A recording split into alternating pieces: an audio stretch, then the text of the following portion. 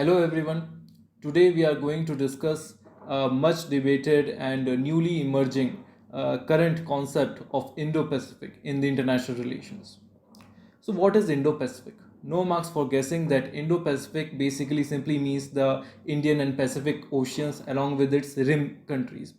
Rim countries are basically the countries having their coast on that particular region, Indian and Pacific Oceans. After studying about the Indo-Pacific, we will analyze the role of Quad in this region.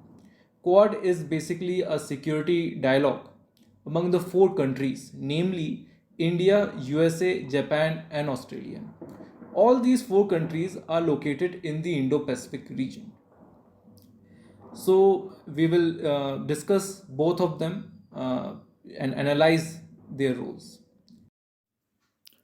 अब हम Indo Pacific के बारे में विस्तार से चर्चा करते हैं।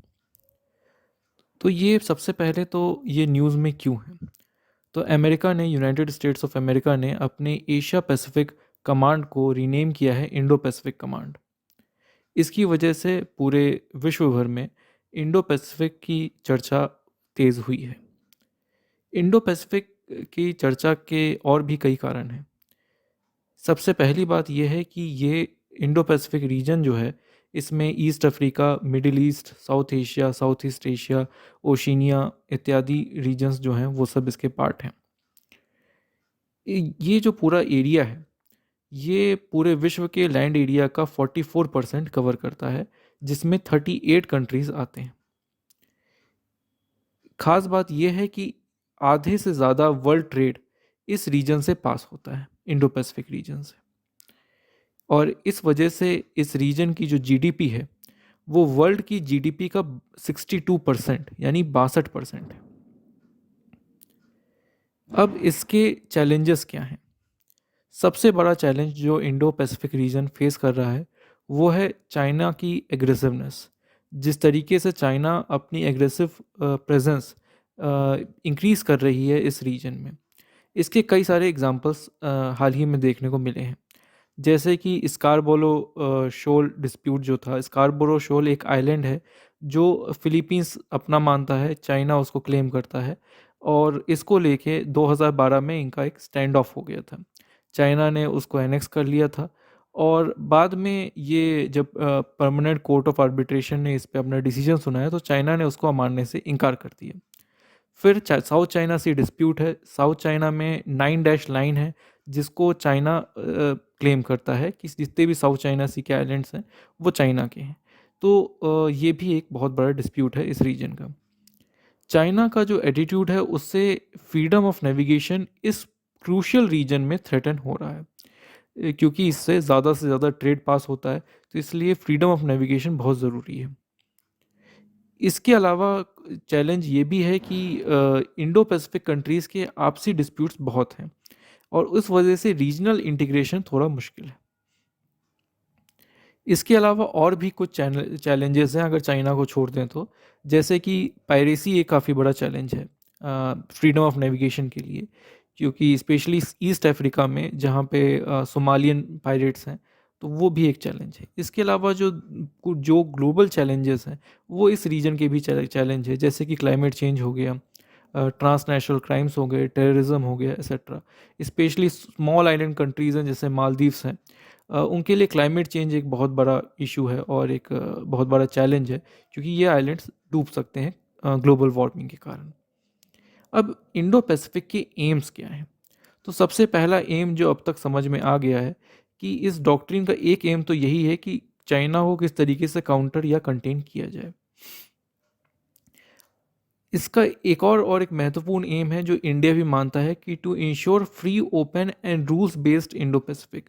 इसका मतलब है कि इंडो पैसिफिक सबके लिए खुला हो, किसी को कोई रिस्ट्रिक्शन ना हो, किसी को रोका ना जाए किसी के जहाज़ को इस पूरे मैरीटाइम इलाके में।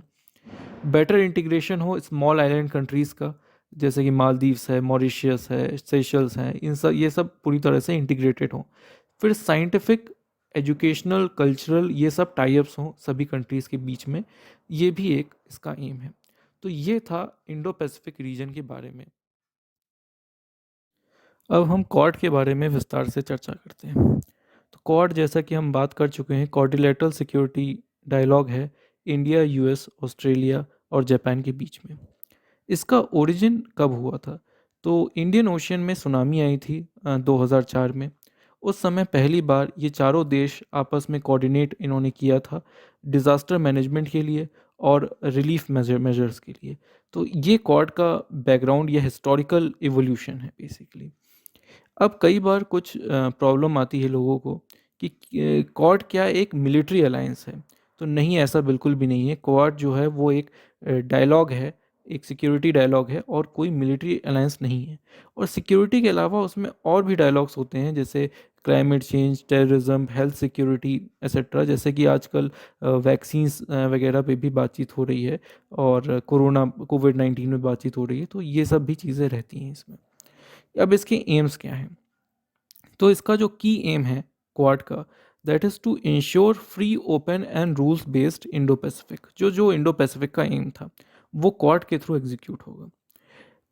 इसके अलावा इसका मतलब क्या हुआ कि इसका मतलब यही है कि चाइना का जो राइजिंग इन्फ्लुएंस है उसको कंटेन करना है, क्योंकि फ्रीडम ऑफ नेविगेशन तभी इंश्योर हो पाएगा जब चाइना का जो एग्रेसिव स्टैंड है उसको कंटेन किया जाए।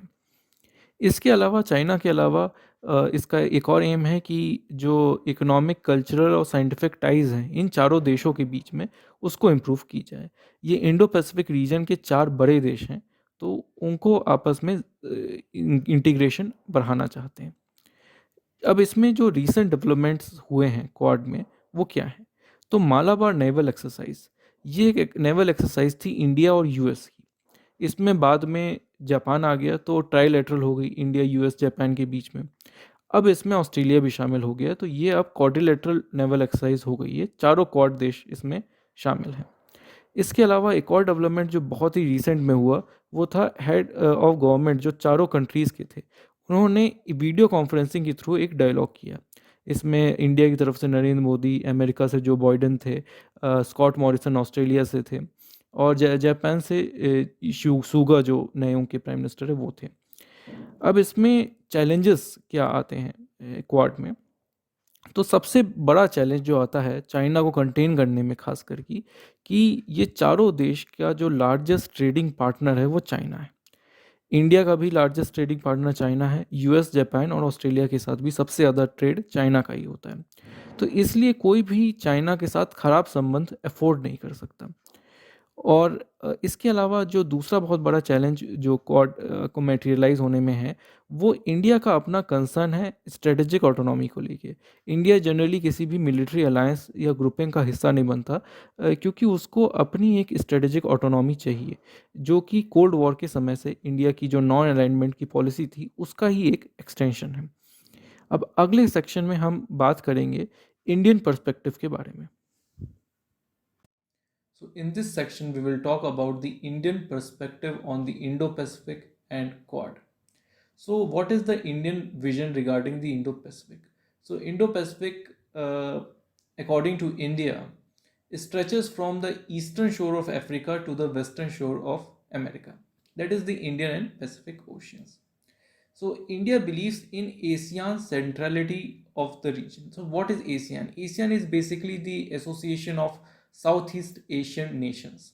So it includes 10 countries, which includes Indonesia, Malaysia, Singapore, Thailand, Burma, Myanmar, that is. So and other countries. So there are 10 countries in Southeast Asia. So if you see the look at the world map, so there is an Indian Ocean in the west, the Pacific Ocean in the east, and the central region is the Southeast Asian countries.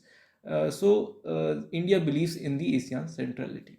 So India wants to explore the multifaceted potential, be it trade, disaster management, security, technology, and other areas also. India wants to utilize its soft power potential in maritime nations of the region, such as Maldives, Mauritius, etc. Like there is a vaccine Maitri with the Maldives. On the other hand, India does not want to be a part of any military alliance. This we have already discussed. And India wants to maintain its strategic autonomy. India also wants integration and good ties with all countries of this region, including China. It wants to assimilate China as well.